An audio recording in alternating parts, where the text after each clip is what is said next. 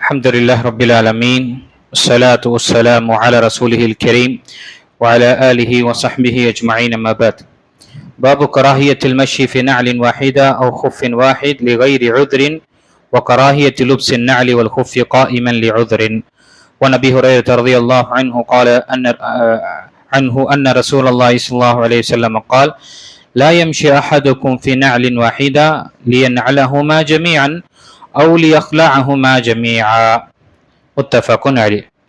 கண்ணியத்துக்குரிய அல்லாஹ் அடியார்களே, நாம் தொடர்ச்சியாக மார்க்கத்தில் தடை செய்யப்பட்ட பாடங்கள் பார்த்து கொண்டு வருகின்றோம். அதில் இன்று பார்க்கக்கூடிய தலைப்பு 299வது பாடம். காரணமின்றி ஒரு செருப்புடன் அல்லது ஒரு காலுறையுடன் நடப்பது வெறுக்கத்தக்கது. மேலும் காரணமின்றி நின்று கொண்டே காலணியை அணிவதோ காலுறை அணிவதோ வெறுக்கத்தக்கது. அபூ ஹுரைரா ரலியல்லாஹு அவர்கள் அறிவிக்கக்கூடிய ஹதீஸில் நபிகள் நாயகம் ஸல்லல்லாஹு அலைஹி வஸல்லம் கூறினார்கள்: ஒருவர் ஒரு செருப்பில் நடக்க வேண்டாம், இரண்டையும் சேர்த்தே அணியட்டும் அல்லது இரண்டையும் சேர்த்தே கலட்டி விடட்டும் என்று நபி ஸல்லல்லாஹு அலைஹி வஸல்லம் கூறினார்கள். புகாரில் வரக்கூடிய 5855வது ஹதீஸும் முஸ்லிமில் வரக்கூடிய 2097வது ஹதீஸ். இப்போ இந்த ஹதீஸில் நபிகள் நாயகம் ஸல்லல்லாஹு அலைஹி வஸல்லம் நமக்கு செருப்பணியக்கூடிய சில விஷயங்கள் தடுக்கப்பட்டதை தெரியப்படுத்துகின்றார்கள். முதலில் செருப்பு அணியக்கூடிய ஆதாபுகள் நமக்கு நம்முடைய மார்க்கம் முன்கூட்டியே நாம் அந்த பாடத்தை பார்த்திருந்தோம். செருப்பை அணியக்கூடிய விஷயங்கள், இது செருப்பு அணிவது என்பது ஒரு சுன்னத்தான ஒரு விஷயமாக இருக்கின்றது. அதே போல சில நேரத்தில் அல்லது சில நேரம் காலணி அணியாமல் நடப்பதும் என்ன சுன்னத்தாக இருக்கின்றது. நபிகள் நாயகம் ஸல்லல்லாஹு அலைஹி வஸல்லம் சில நேரத்தில் காலணி அணியாமல் நடக்கக்கூடிய அந்த பழக்கத்தையும் ஏற்படுத்தக்கூடியவர்களாக இருந்தார். ஏனென்றால் மனிதன் காலணியை அணியக்கூடிய விஷயத்திலே அவன் பெருமை அல்லது அவனுடைய அந்த தற்பெருமை வந்துவிடக்கூடாது என்பதற்காக சில நாட்கள்ல சில நேரம் ஒரு வாட்டி 2 வாட்டி என்ற இந்த மாதிரி செய்வதும் இருக்கு. உலமாக்களும் என்ன பேணுதலாக இருக்கக்கூடிய உலமாக்கள் முன்னோர்கள் அவர்களுடைய வாழ்க்கையில சில நேரத்துல இந்த மாதிரி சுன்னத்தை பின்பற்றக்கூடியவர்களாக இருந்தார்கள். குறிப்பாக இந்த விளக்குரையை கொடுத்த இமாம் நவவி ரஹிம், இந்த ரியாது சாலிஹினுடைய விளக்குரையில் படிக்கக்கூடிய ஷேக் உசைமீன் ரஹிமஹுல்லாஹ் அவங்களுடைய பழக்கம் ஃபஜருடைய தொழுகையில தன்னுடைய வீட்டிலிருந்து பள்ளிவாசலுக்கு வரும் பொழுது சில நேரத்துல காலணி அணியாமல் வரக்கூடியவர்களாக இருப்பார்கள். கேட்கப்படும் பொழுது அல்லாஹ்வுடைய தூதர் ஸல்லல்லாஹு அலைஹி வஸல்லம் இந்த விஷயத்தையும் செய்யுமாறு தெரியப்படுத்தினார்கள் என்று. இது உலமாக்கள் மட்டுமல்ல, அங்கிருந்த பாமரரும் இதை பார்த்த ஒரு நிலையாக இருக்கு. ஆக காலணி அணிவது நமக்கு காலணி அல்லது செருப்பு அல்லது அணியக்கூடிய இந்த விஷயத்தை இது சுன்னத்தாக இருக்கு.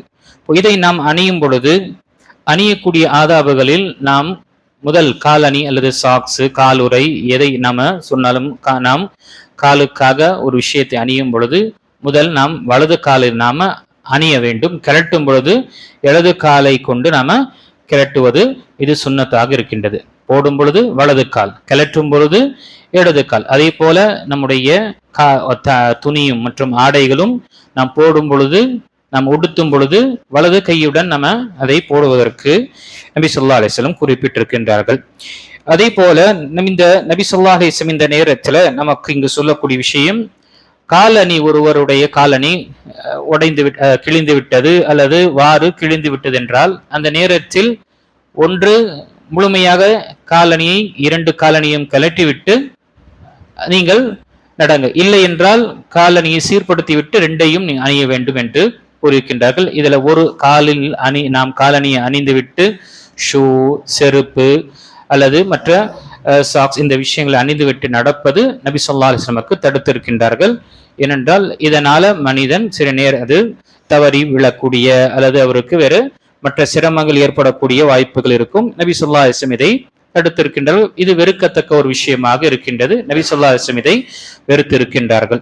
எதுவரை என்றால் ஹதீஸில் வரக்கூடிய வார்த்தை, இதன் கதாஷீஸு அஹதிக்கும் நாதி அஹதிக்கும் ஃபலா யம்ஷி ஃபில் உக்ரா ஹத்தா யுஸ்லிஹா.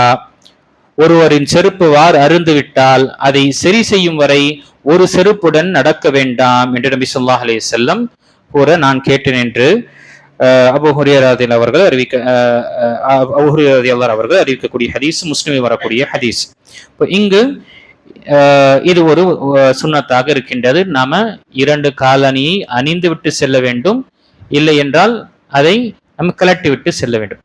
அதே போல இங்கு நபி ஸல்லல்லாஹு அலைஹி வஸல்லம் ஹதீஸ்களில் என்ன சொல்லப்பட்டிருக்கு, நீங்கள் காலணி நின்று அணிய வேண்டாம் என்று. அந்த காலத்துல காலணியை நின்று அணியக்கூடியதனால மனிதன் கீழே விழக்கூடிய, அவருக்கு காயம் ஏற்படக்கூடிய சூழ்நிலை ஏற்படும். ஏனென்றால் அங்கு அந்த காலத்தில் இருந்த காலணியின் அடிப்படை. இப்பொழுது நாம் அணியக்கூடிய இந்த காலணி அல்லது ஷூ, இந்த மாதிரி விஷயங்கள் நமக்கு எந்த ஒரு பாதிப்பும் ஏற்படுது. அதனால அறிஞர்கள் நாம நின்ற நிலையிலே அணிவது எந்த ஒரு குற்றமும் எந்த ஒரு தடையும் கிடையாது. மாறாக அது சுன்னத்திற்கு முரணானதும் கிடையாது.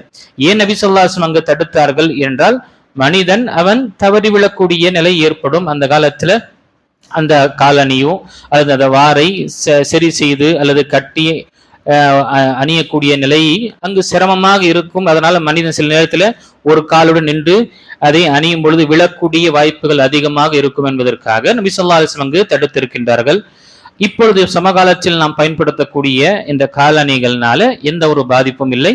அதை நாம நின்று கூட அணிவது அனுமதிக்கப்பட்டது. ஆனால் அதை நாம் அணியும் பொழுது 2 காலணிகளும் அணிந்து நாம நடக்க வேண்டும். அதை நாம ஒரு காலணியை கொண்டு நடப்பது, இதை தடுத்துக் கொள்ள வேண்டும்.